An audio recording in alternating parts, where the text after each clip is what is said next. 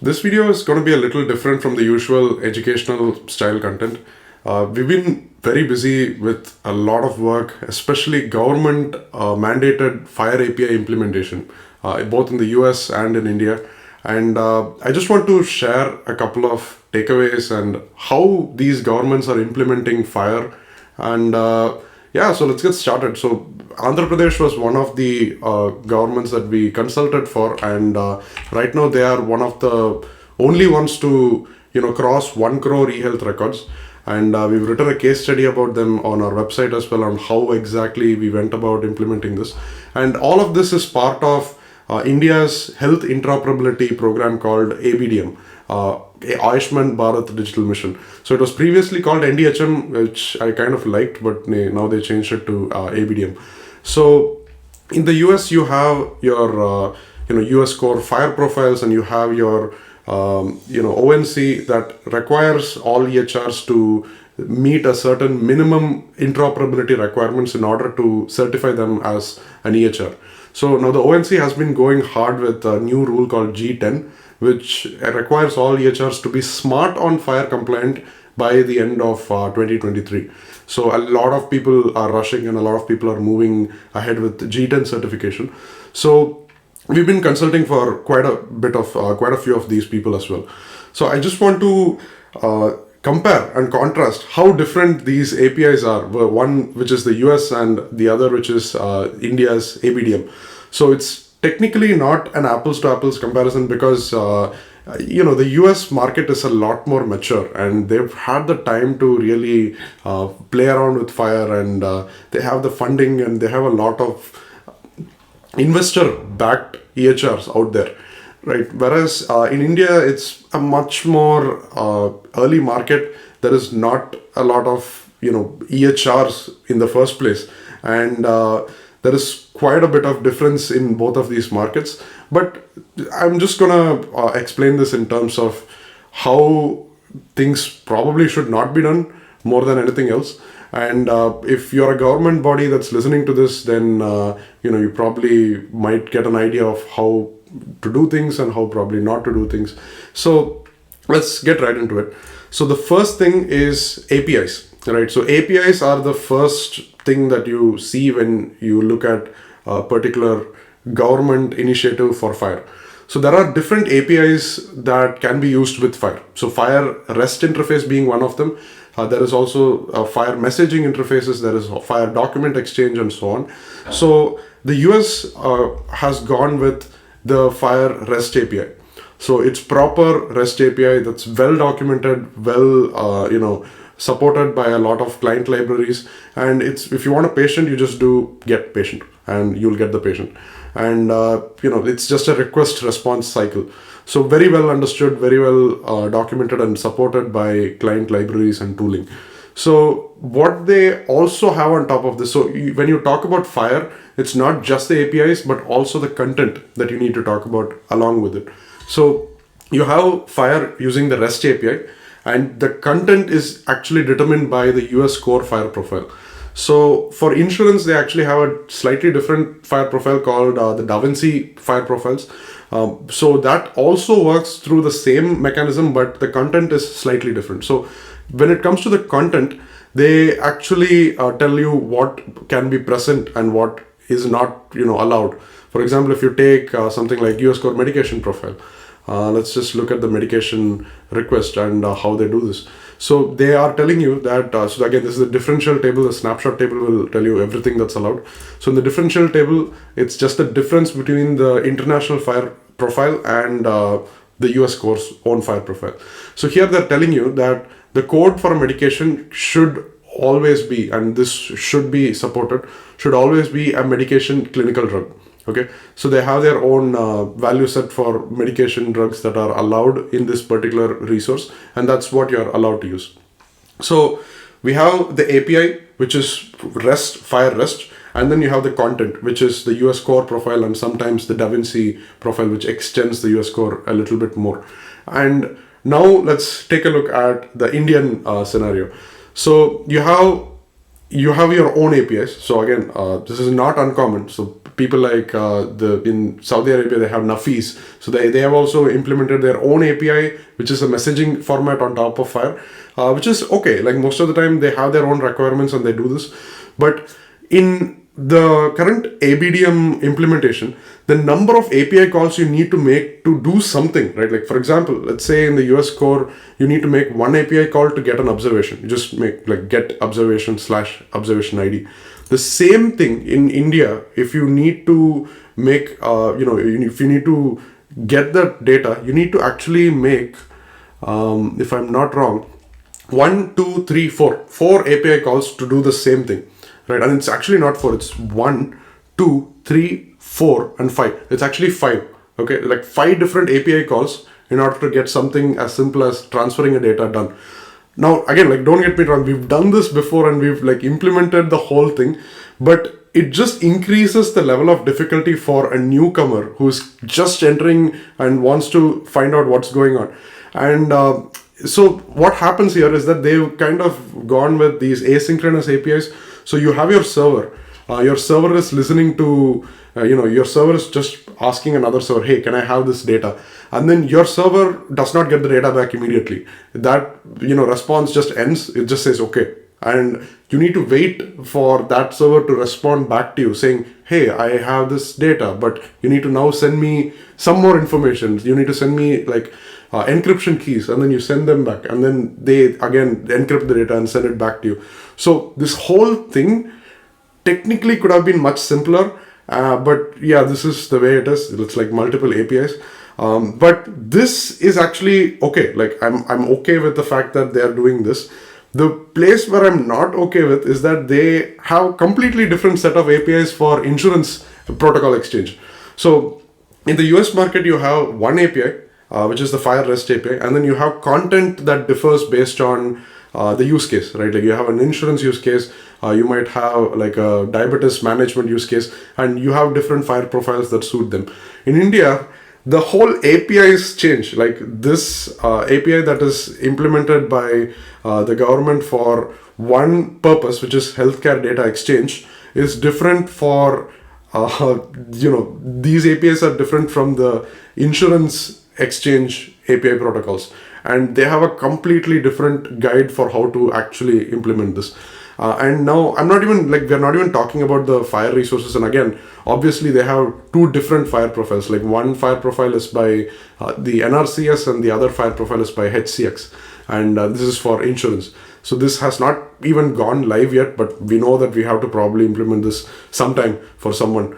So yeah, so this whole thing, it's complete two different sets of APIs to do different things. The problem with this is it doesn't scale, right? Like you have one single EHR provider and you want to enforce them to do something. US being a rich country and has a lot of funding when it comes to these things, they are enforcing them to just go with the bare minimum REST APIs necessary, and then they change the content depending on the use case. India is going with completely different sets of APIs for each separate use case. And yes, FHIR is used. FHIR is somehow, in the background, it's being used and it's being sent across. They are FHIR resources.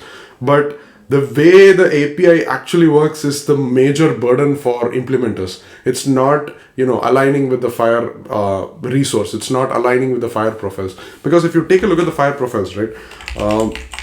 So if you take a look at the FHIR profiles, again, you cannot send one resource on its own. So it needs to be part of a bundle, and that's because India is doing document exchange and not the FHIR REST API. So you can only send certain documents across the network, and these are diagnostic, discharge summary, up to wellness record.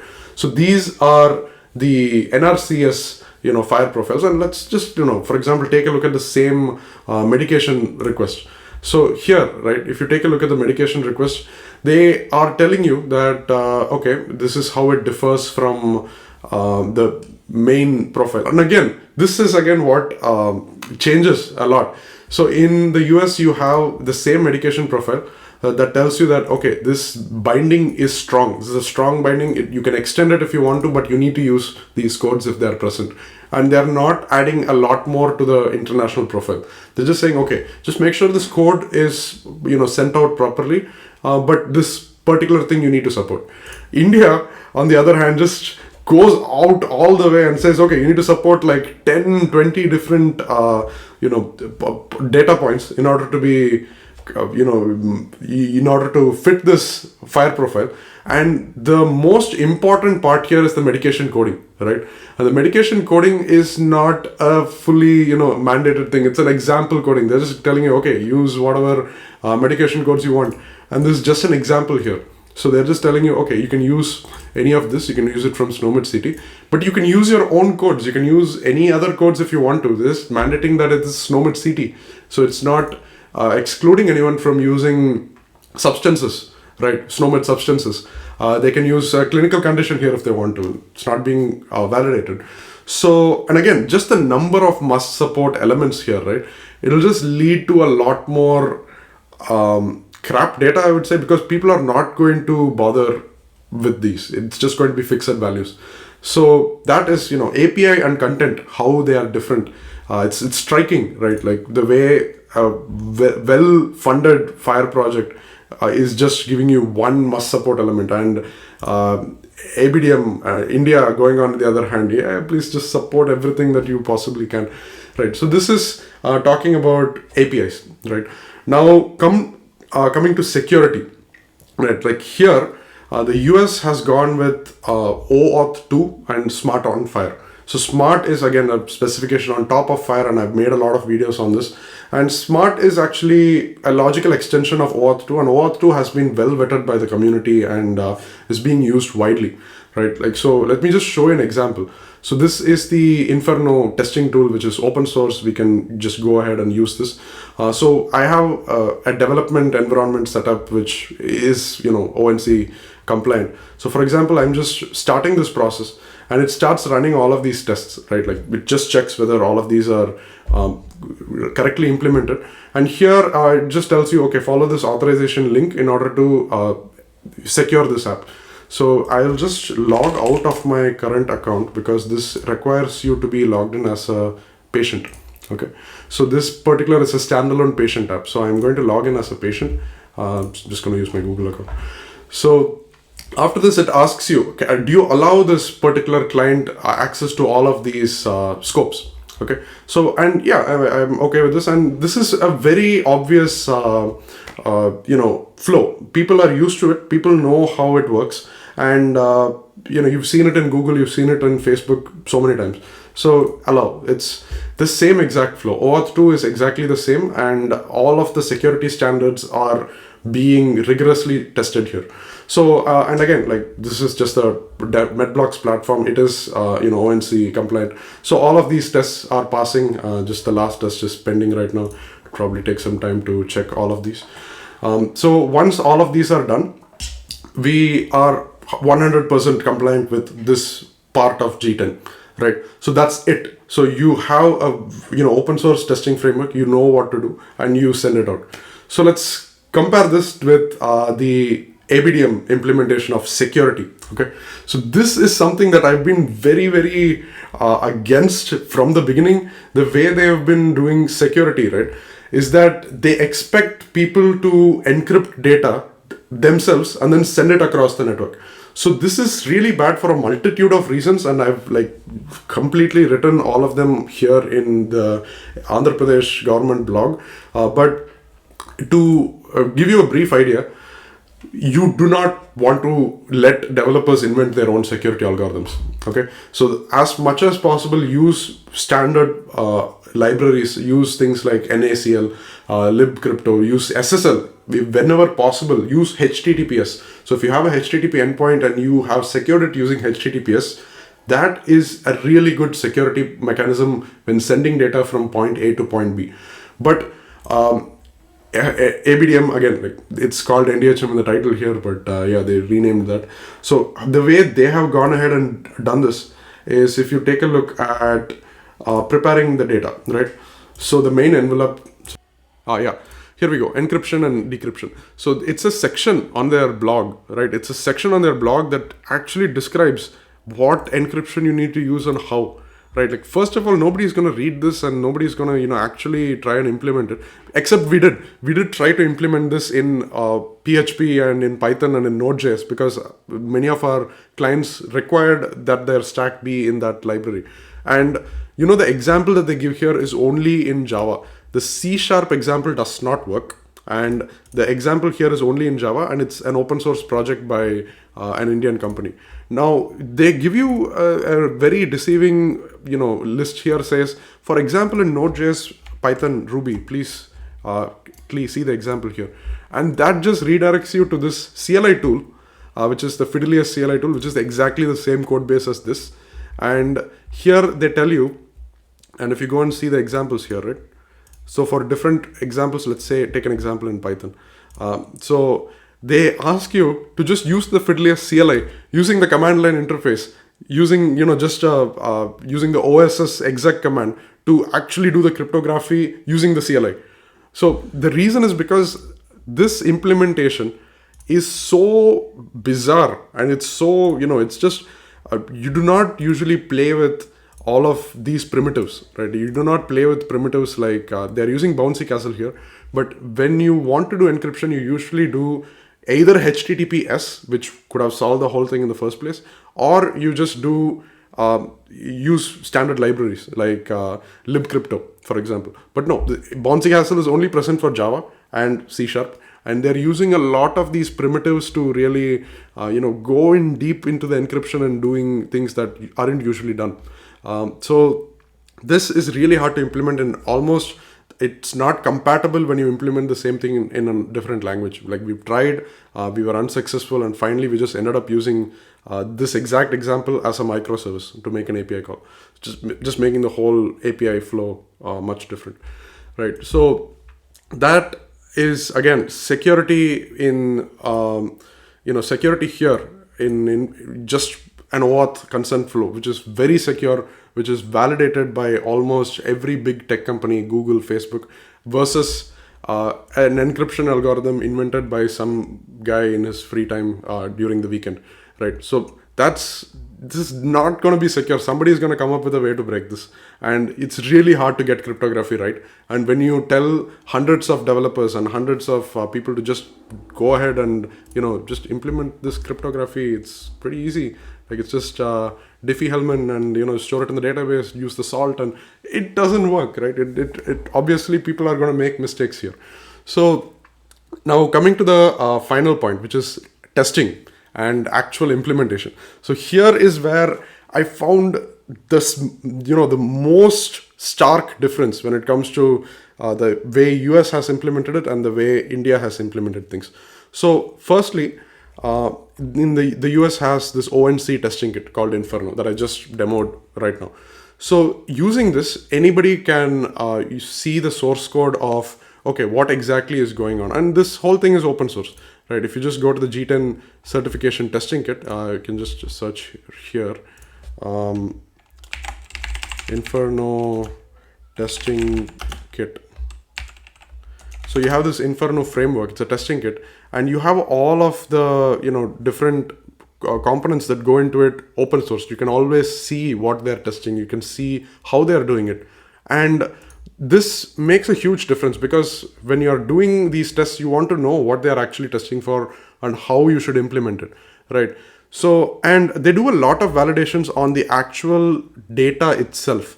So they have determined that you are only supposed to use the US core FHIR profile, and they do check whether you're using the FHIR profile properly. And the Inferno has its own tool for validation as well. So if you go to, I think it's just Inferno validation, I'm not sure, but the Inferno validator is a big part of the whole Inferno testing suite, and it validates whether your FHIR resource is valid against the profile or not. Okay, and that makes the difference between a government program where two systems are able to talk to each other meaningfully and exchange data and actually make sense out of this data, and just another system which transfers data but the data is not validated. Nobody is checking whether these are actually there. So this validation process is very important. Okay.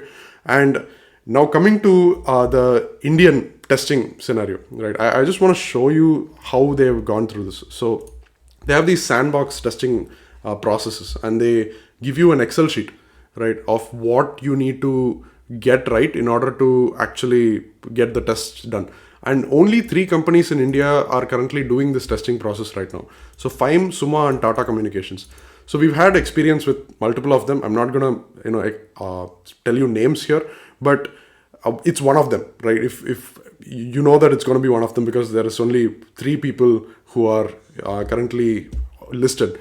And the functional testing evaluation involves you downloading this Excel file, which in the first place is just completely incomplete, right? It's not at all, it doesn't cover most of the APIs.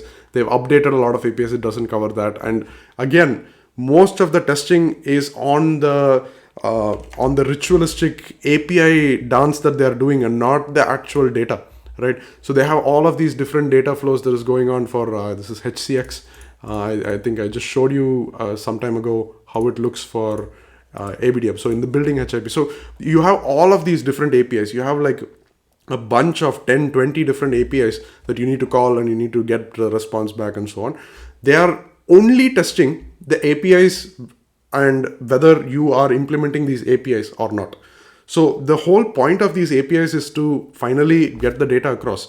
And nobody, in fact, none of the 3 people who we've dealt with had properly validated the data. Okay. And it's just, again, it makes lives easier for people like us who are implementing to just not validate the data. But what's the point? If you're not validating the data, then it's not going to be meaningful data. People are going to send PDFs. People are already sending PDFs. And so, and again, like, it's not an open framework like Inferno that you can just test and validate. You need to pay all of these, the 3 companies that I listed, you need to pay them a significant amount of money to even get them to look at your API implementation. And once you do, the things they come up with, right? Like, I want to just talk about this a little bit. So we went for ABDM implementation with one of the 3 listed companies. And one of them told us that you need to slow down your API calls, because we were making the API calls too fast, right? And not just that, they were doing their own way of, they're having their own exact method of testing. So you need to call these APIs in this particular order. Although our implementation on the MedBlocks platform just worked fine with the government's APIs, and it has been working fine for a long time. But they expected us to do something in a very specific manner and add weights in the middle, because their APIs weren't fast enough to keep up with the speed at which we were sending the responses. And in the end, they just told, okay, if you could just use Postman. You could use Postman and show us that you're able to make these API calls, and we can just give you the certificate. So then what's the point of going through the whole hassle of building these into an application in the first place, right? So yeah, like, we had a really bitter experience with one of the ABDM validators, and it's sad. Like, they don't check the data. They don't finally check if the data is valid or not. And anybody could pass this. And while many times when we are doing consultation for a US client, we spend most of the time actually analyzing their data repositories and understanding how we can convert this data to the FHIR format, how we can, then use another service like Azure FHIR or Google FHIR and, post that to a FHIR server. Here in India, it's like nobody cares about the data. Like, we never had to, that was never an issue. Like, nobody cared about the data. It's just these ritualistic APIs, which are, again, I say ritualistic because they don't serve much of a purpose. It's just there to make things more complicated, because at the end of the day, you're not checking the data. You're not validating where things go, and the whole encryption mess on top of this. Yeah, it's quite a bit. So, is there anything else that I wanted to talk about? No, that's it. So the testing is also really bad you need to have an open source, it doesn't even need to be open source. It just needs to be a public document that people can reliably use in order to test, right? Because they've given these Excel sheets and they're incomplete, right? So each of the testing providers had their own version of the real tests, and they were testing it in different ways, and each of them had their own quirks.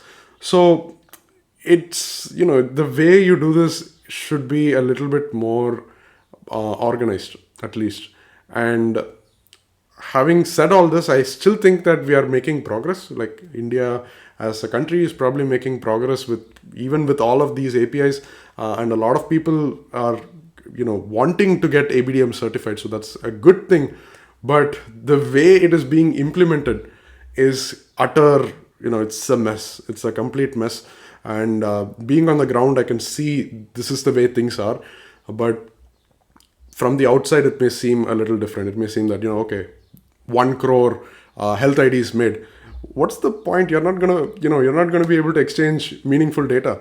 People are not validating this. Just people coming onto the network without any sort of validation on what data they have. So you're going to end up with garbage data, right? So what's the point? So that's why, again, I am happy and we are proud to help other people out with ABDM implementations as well. But it's just with a hard face that I have to say that it's not going in the right direction, right?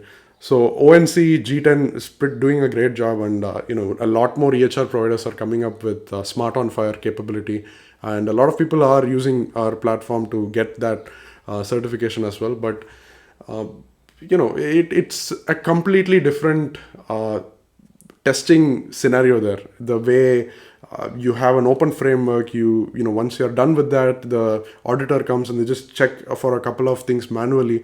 It's much more smoother as compared to in India, where it was just war basically during the test, where they asked us to change things, asked us to wait for their calls and so on. So it's overall a very different scenario between these two. So I know this might have probably just sounded like a rant, and it probably is, but somebody needs to tell people that ABDM is not doing things the way it should be.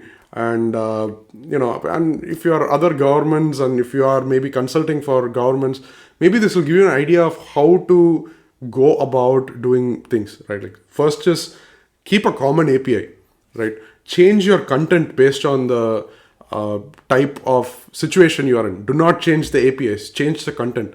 And next is, use well-practiced security mechanisms like OAuth 2. Do not invent your own crypto. And even if you are going with your own cryptography, use standard libraries, use SSL, use, OpenPGP and one of these. And finally, implementing these tests, have an open framework, have an open, something like Inferno that can actually do these tests, and people can validate if they are passing the test themselves. And do not give this out to private companies without giving them adequate information publicly on what the actual tests are going to be. Because these private companies are, going to make a lot of money doing this. And it's in their best interest to make it harder for people to pass, just so that they can come and consult with them again, right? So just a few things to keep in mind. And I think I'll see you in the next one. Hopefully this was informational. Bye.